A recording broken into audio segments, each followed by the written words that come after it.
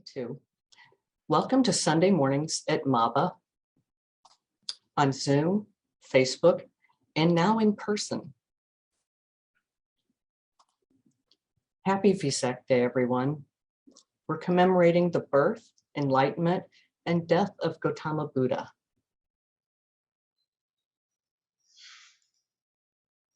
Good morning, everyone.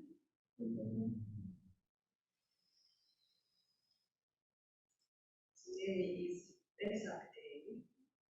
Can you hear me? We celebrate the Buddha's birth, enlightenment, and death. It happened on the night of full moon in the month of May. One of these events is available for us without being born. One of that will be in our future.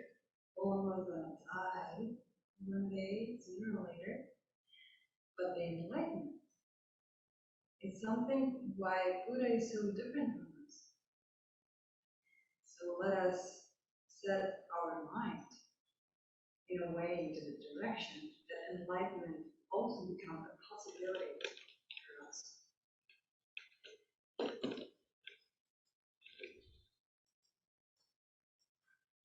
This talk I would like to dedicate to our Sangha member, Elaine, who got her brain surgery this week.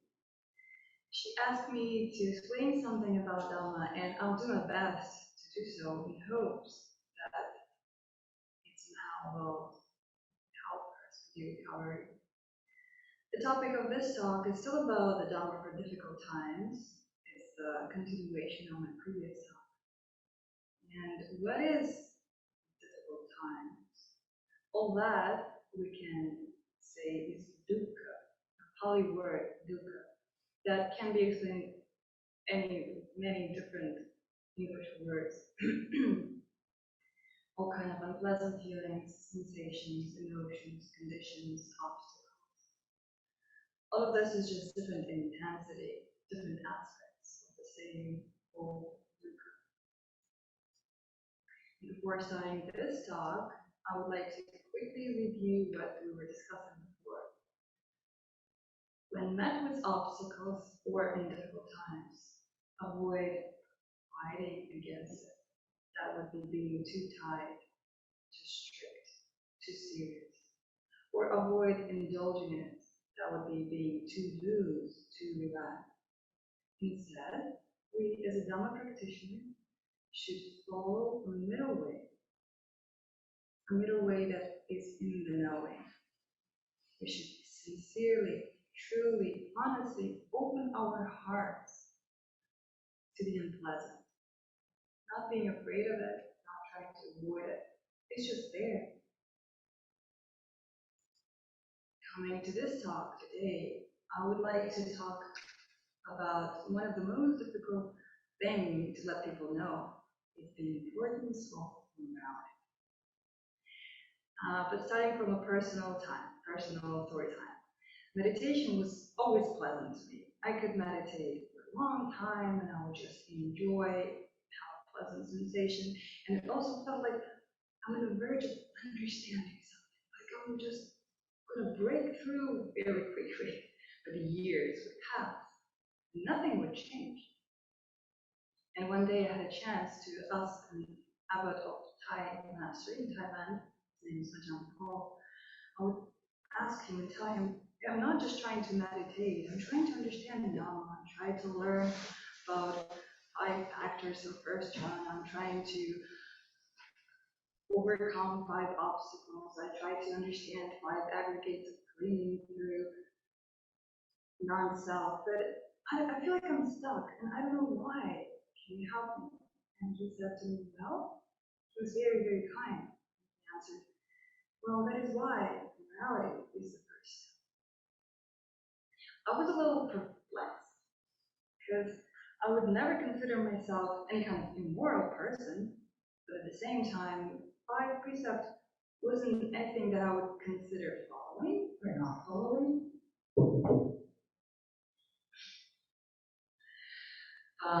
Agreeing or disagreeing.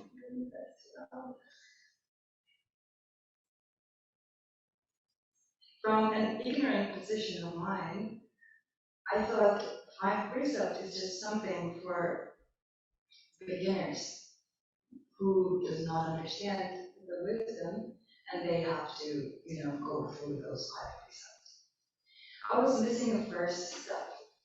Like many of us come to a meditation and they want to jump on the second floor without actually stepping on the first one and taking up the stairs. So practice of Buddhism can be explained in 3 wholesome deeds: to avoid all evil, to do good, and to purify your own mind, or in Mahayana tradition, to help others, which I hope that it wouldn't hurt anyone to do both. During chanting in MABA, we remind ourselves every day that all things are the owners of their actions and inherit its results. My actions are the ground on which I stand. Let me repeat that again. The ground on which I am standing right now, or whatever I am experiencing right now, is the result of my own actions. How often do we allow ourselves to think like that? Usually it's easier to think, well, I'm sad because she said that. I'm angry because he did that. I cannot practice right now because they, and so on and so on. I can't concentrate because all the time we have the reasons for that. But before diving deep into actions and results, let us remember the mystical teachings of the 6 realms of existence. Ghosts and demons, angels and humans. Is there any actual meaning into that, or is it just some kind of philosophical information? We have 3 unfortunate destinations. Usually, angry gods are placed above human level, but the first group below. We have human beings in the middle, and we have higher realm, divine beings there. Let me kind of very quickly explain what brings people into those destinations. If you want to learn more about that, there's a lot of information and just very simple examples. If a person commits crime, they may end up in hell. The stupidity, sometimes people do not understand that their family, their relatives, is not sexual objects, and they commit incestual crimes, they may end up in animal realm. The insatiable greed that cannot be punished with thirst bring people into hungry ghost destination, and having power and abusing this power brings people to an angry god's destination. The human being realm is described as something that has both suffering and happiness. I think it reminds me like Christmas Eve.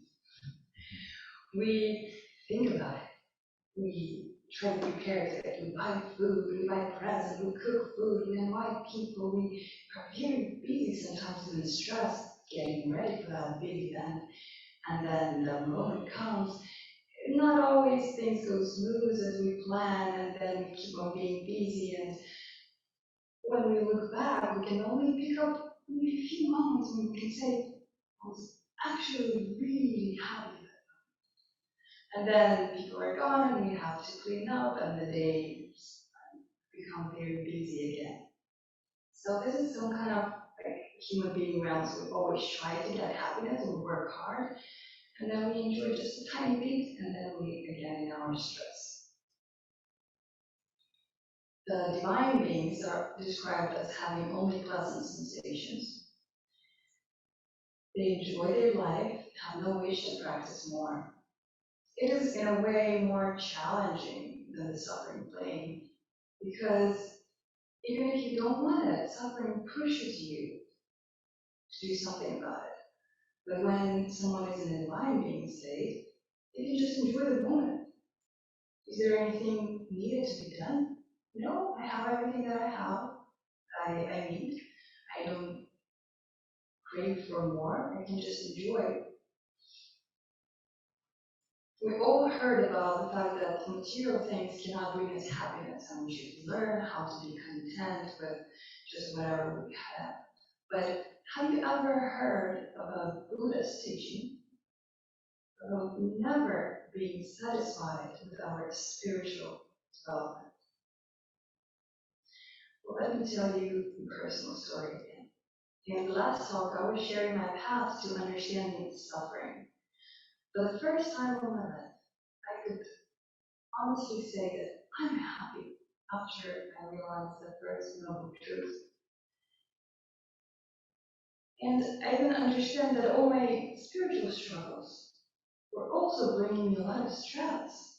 Why should I do anything about it now? I acquired a good amount of chill, of pleasant contentment. Let me not create any more stress.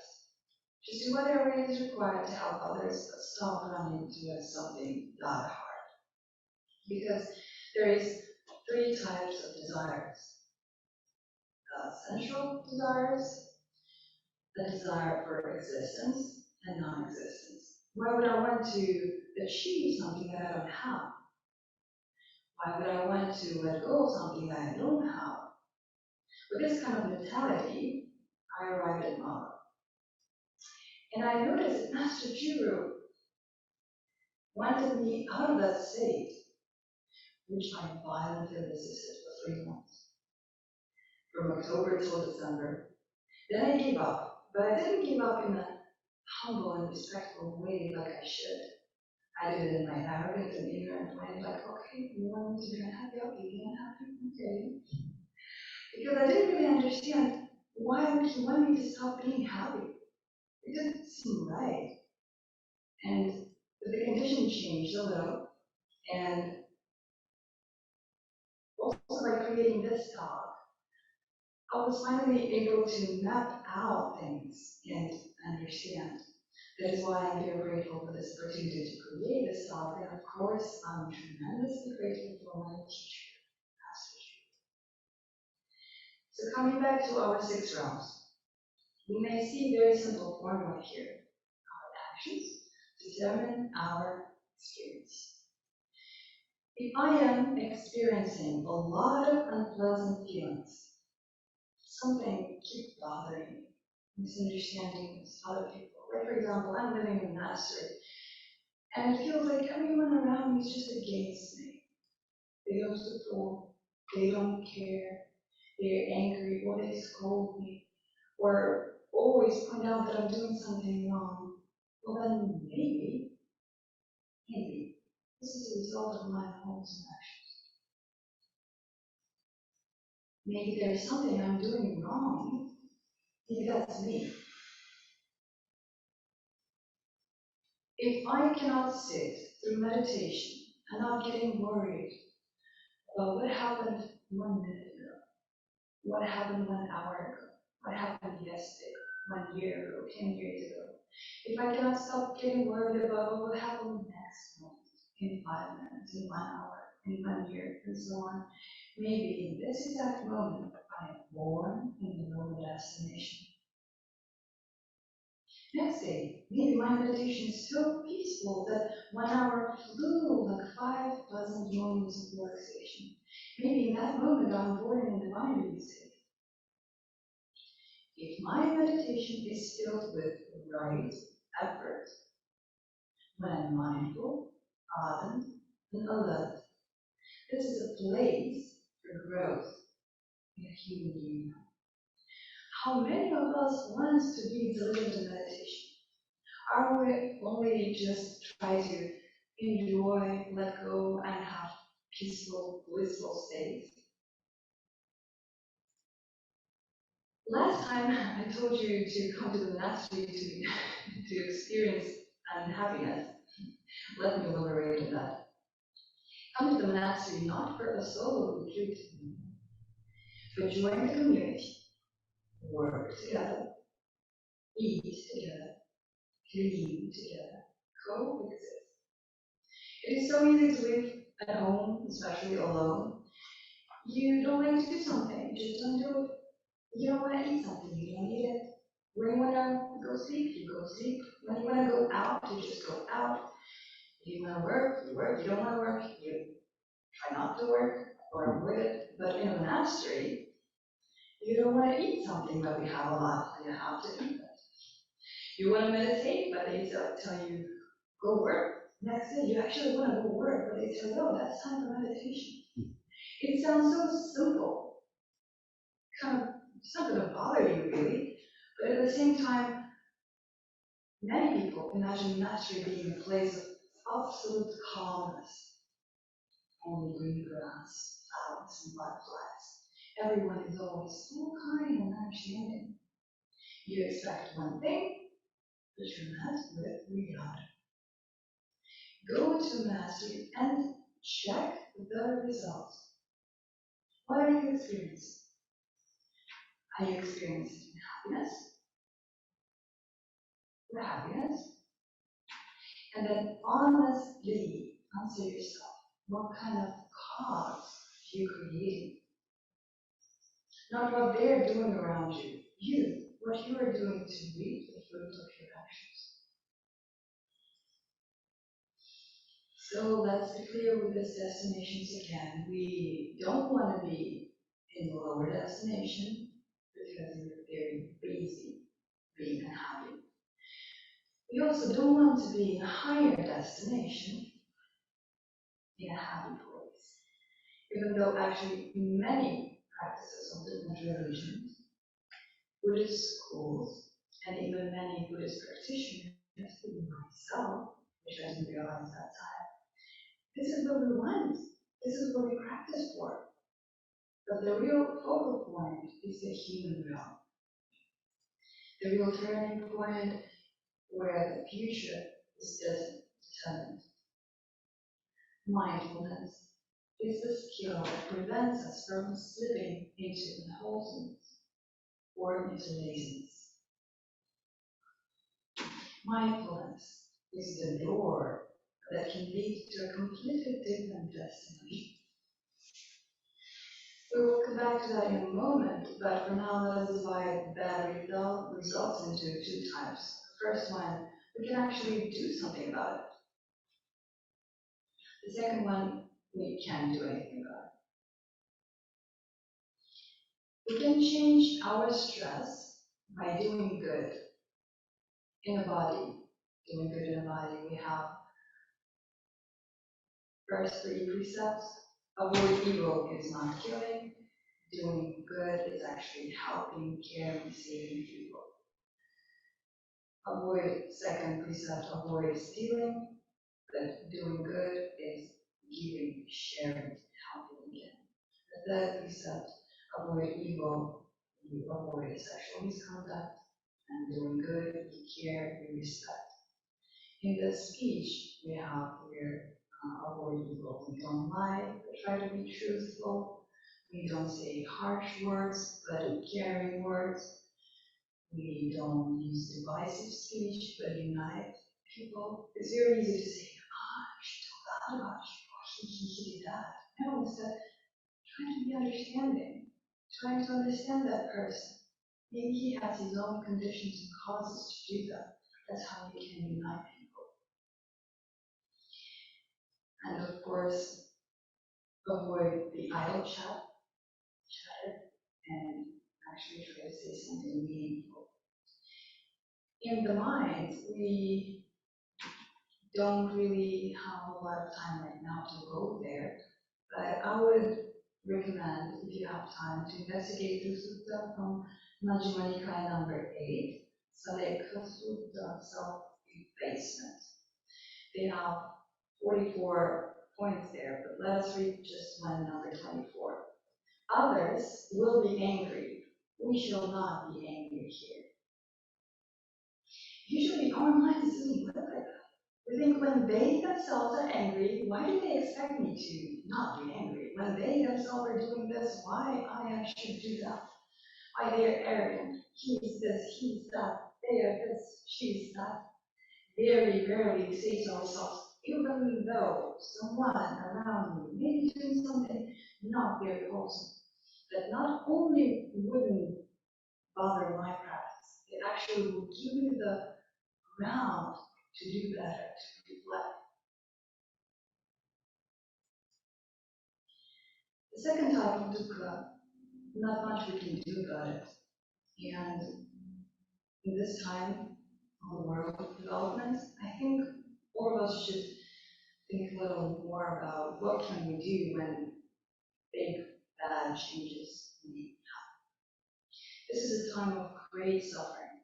In that moment, if we care about ourselves, about our future destinations, about our properties, our belongings, we're bound to suffer way much more.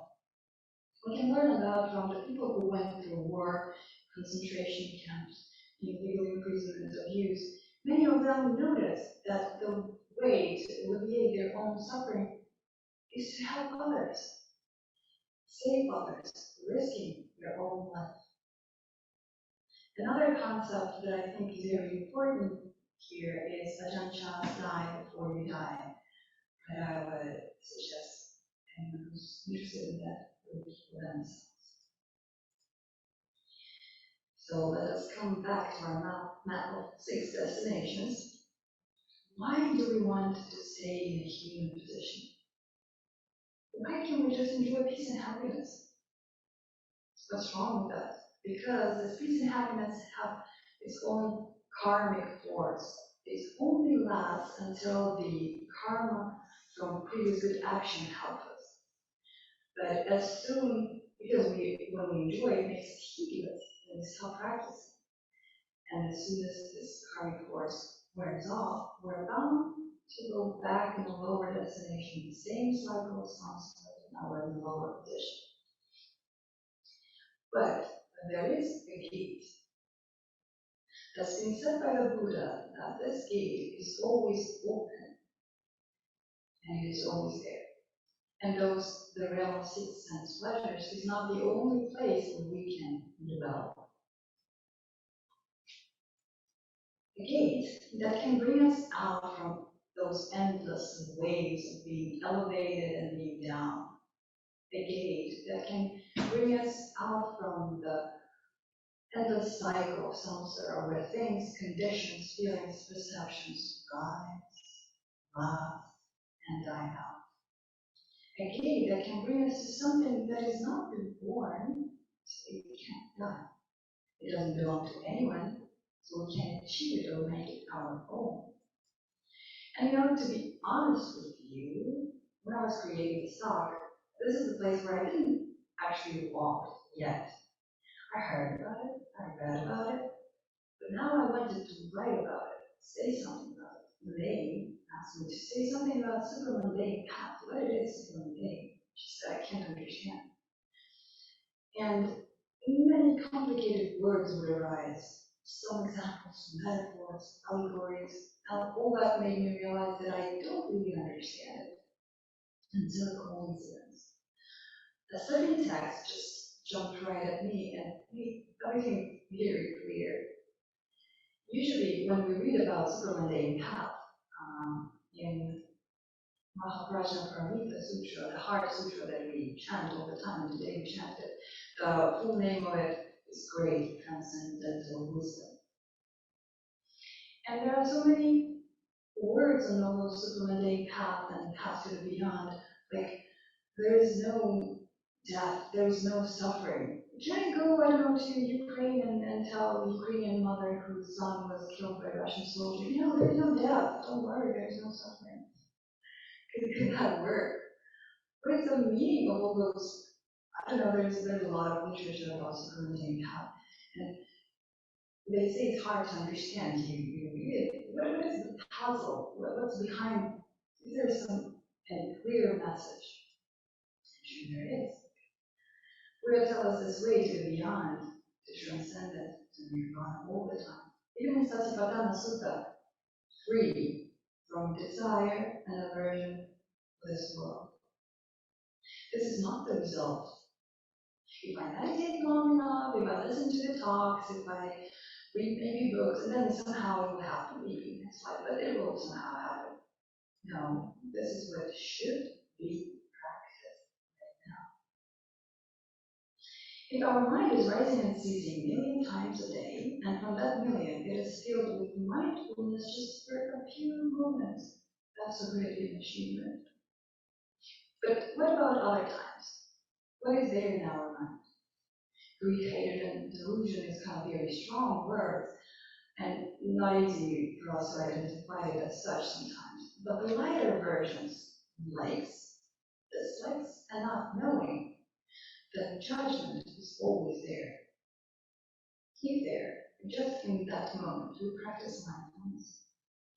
When you listen to me, if you stop dividing the world into two, liking and disliking, but just perceive it as such, then for a tiny moment, you're out of the cycle of samsara. This is where, by mindfulness, everything can be stopped. As I mentioned before, our mind arises and ceases a million times a day. And every one of this mind is filled with either liking, disliking, or ignorantly. All our complications and emotions and feelings that we have fall into one of these. So our mind is never pure, never intended or awake. Mindfulness is the path to seize all the greed, hatred, and delusion. Being freed from all sense desires is the way to beyond. And this is not the task of future lives. It is a job that we have to do right now. That's it. Beyond is not somewhere else. It's here and now, and it starts from being mindful. Mindfulness is a very narrow path that we can take to avoid falling into liking and disliking. The awakening is so hard, we think, not because it's actually hard, but because we don't want it. We want our happiness and comfort, we want our judgments, we hold on to the idea of I and them, the division between me and they, of separation. We hold on to our body, our feelings, perception, so much that the effort of letting go of those things seems to us undesirable. So let's repeat. When difficult time comes, acknowledge this is suffering. Do good to change bad conditions for the better ones. If conditions can't be changed, do even better. Selflessly help and care for others. But in any of this situation, remember that there is a way out of samsara, a way of transcendence. Being mindful, ardent, and alert, free from greed and aversion to this world. And this is how I hope in this Vesak day that enlightenment also becomes